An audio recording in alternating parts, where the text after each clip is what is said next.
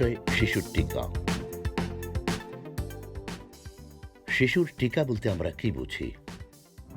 কোনো একটা মানুষের বা শিশুর শরীরে আমরা বিশেষ এক ধরনের অ্যান্টিজেন ঢুকিয়ে দিয়ে সেই অ্যান্টিজেনটার বিরুদ্ধে শরীরের নিজস্ব প্রতিরোধ ক্ষমতা মাধ্যমে একটা অ্যান্টিবডি তৈরি করা, অর্থাৎ ওই নির্দিষ্ট রোগের বিরুদ্ধে একটা রোগ প্রতিরোধ ক্ষমতা তৈরি করার বিশেষ পদ্ধতির নাম হচ্ছে টিকা।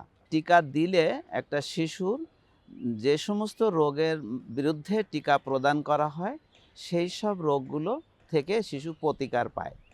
যেমন আমরা যদি কোনো শিশুর ডায়রিয়ার বিরুদ্ধে টিকা দিই, তাহলে ওই ডায়রিয়ার জন্য যে নির্দিষ্ট জীবাণুর বিরুদ্ধে আমরা টিকা প্রদান করি, সেই জীবাণু দিয়ে ডায়রিয়া কখনো হয় না।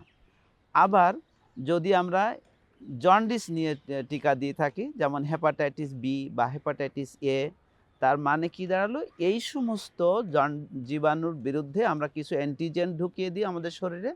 শরীরের আমাদের বিভিন্ন সিস্টেম কাজ করে, ইমিউন সিস্টেম কাজ করে ওই জীবাণুর বিরুদ্ধে একটা অ্যান্টিবডি তৈরি করে ফেলে। ফলে কখনো আর হেপাটাইটিস এ বা হেপাটাইটিস বি আর হতে পারে না। তো এভাবেই আসলে অ্যাকচুয়ালি টিকাগুলো মানুষের শরীরে কাজ করে। কোন বয়স থেকে শিশুর টিকা শুরু করা উচিত?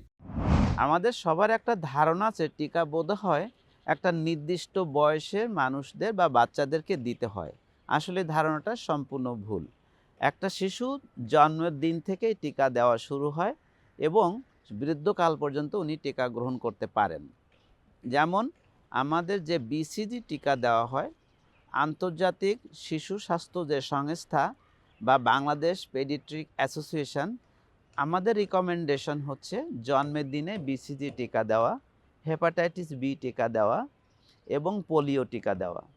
সেন্টারের আওতায় আমরা এইসব টিকাগুলো অ্যাকচুয়ালি ১.৫ মাস থেকে শুরু করে থাকি, যেন কোনো বাচ্চা বা শিশু টিকার আওতার বহির্ভূত না হয়, সেই জন্য ১.৫ মাস থেকে টিকা শুরু করা হয়। কিন্তু জন্মের দিন থেকে দেওয়া যেতে পারে। আবার এই টিকাগুলো যেমন শুধু জন্মের দিন থেকে শুরু করে তাদের মধ্য বয়সে বা শেষ বয়সে, এমনকি বৃদ্ধকাল পর্যন্ত টিকা দেওয়া যেতে পারে।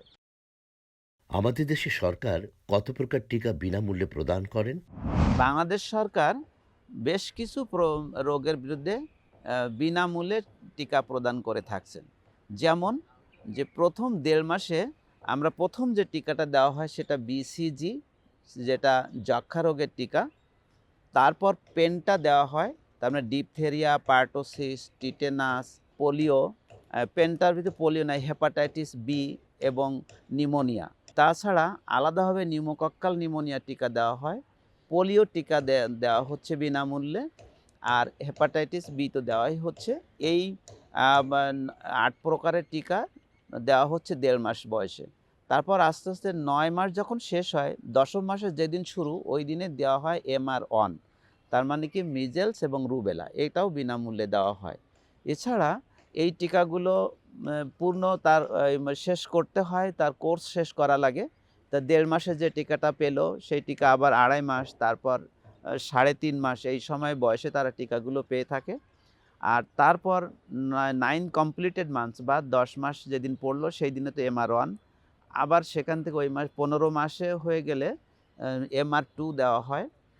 এইভাবে যে প্রাথমিক পর্যায়ে টিকাগুলো শেষ হয়। কিন্তু তাছাড়াও আরও কিছু বিনামূল্যে টিকা প্রদান করে থাকে।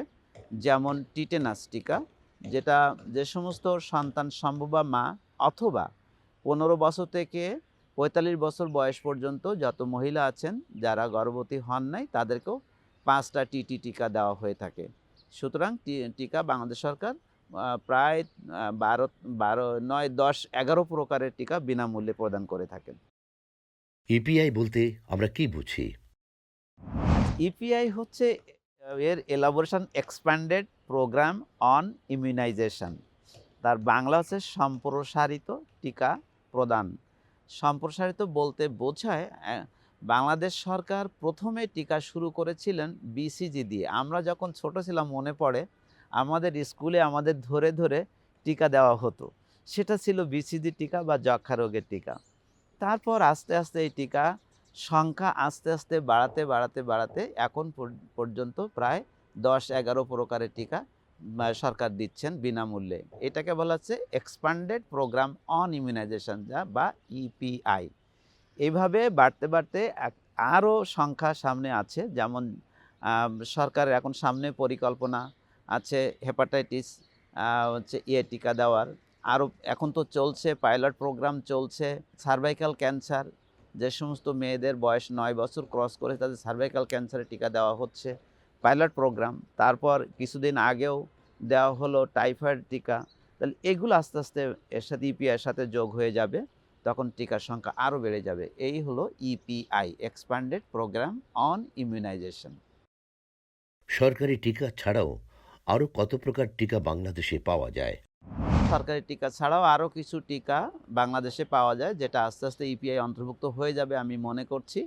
যেমন হেপাটাইটিস এ, যেটা খুব কমন জন্ডিস, আমাদের বাচ্চা বয়সে বেশি হয়ে থাকে, এমনকি বড়দেরও হয়ে থাকে।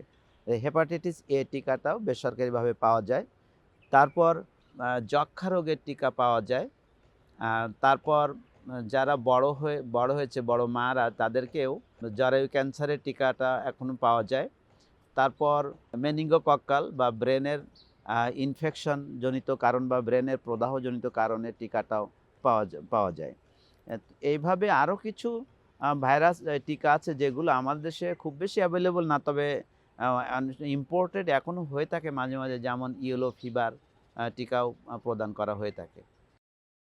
টিকার উপকারিতা কি? যে সমস্ত রোগের বিরুদ্ধে টিকাটা দেওয়া হয় ওই রোগগুলো সাধারণত হয় না, এবং বডির ডিফেন্স এখানে কিন্তু অনেক বাড়ে ওই রোগটার বিরুদ্ধে। সেজন্য উপকারিতা কিন্তু অনেক। এবং এই বিষয়ে আমি আরও বলতে চাই যে under 5 mortality rate in Bangladesh, যে ১৯৯০ সালে যদি আমরা দেখি, সেই সময় কিন্তু বাংলাদেশে প্রতি ১,০০০ শিশুর মধ্যে ৫ বছরের নিচে যে সমস্ত শিশু আছেন তাদের ১৫৩ জন বাচ্চা মারা যেতেন। এটা সম্প্রসারিত টিকাদান কেন্দ্রটা বাড়তে এই টিকার কাভারেজ রেট বাংলাদেশে কিন্তু অনেক বেশি, এবং সেজন্য বাংলাদেশের এখন শিশু মৃত্যুর হার অনেক কমছে এই সম্প্রসারিত টিকাদান কেন্দ্রে বাচ্চা এসে টিকা গ্রহণ করার জন্য। সেই আন্ডার 5 মর্টালিটি রেট এখন কমে, যে ১৯১৫ সালে যেটা ছিল ৫১ জন হওয়ার কথা ছিল, সেখানে আমরা আসতে পেরেছিলাম প্রায় ৪২ জনে।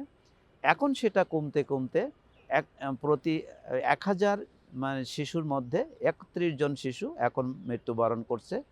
তো এই যে ব্যাপক আকারে শিশু মৃত্যু হার কমানো, এটা সম্ভব হয়েছে, আর তার প্রধান কারণ আমি মনে করছি যে টিকা প্রদানের জন্য। এটা গেল তো শিশুদের টিকা দেওয়ার সুবিধা। কিছু তো অসুবিধা প্রতি জিনিসের থাকেই। অসুবিধাগুলো কি কি? অসুবিধার মধ্যে হচ্ছে প্রথমত যেখানে টিকা দেওয়া হয় সেখানে একটু ব্যথা হতে পারে, সেখানে একটু লাল বর্ণ ধারণ করতে পারে, যেটাকে আমরা হাইপারমিয়া বলি। একটু ব্যথা হলে আমরা ওখানে একটু ব্যথা বা একটু ফুলে যেতেও পারে। তো এইসবগুলো হতে পারে। পরে ওখানে কোনো ক্ষেত্রে খুব রেয়ারলি ওখানে একটা অ্যাবসেস হতে পারে। তারপরে একটু জ্বর আসতে পারে, হাইপার সেনসিটিভ রিঅ্যাকশন হতে পারে। তো এইসব যে অপকারিতা, এই অপকারিতাগুলোর মাত্রা খুবই কম, এবং বেশিরভাগ ক্ষেত্রে কিছুই লাগে না। তো সেইজন্য এটাকে আমরা বলে থাকি অ্যাডভার্স ইভেন্ট ফলোয়িং ইমিউনাইজেশন। তো এটার মাত্রা খুবই কম।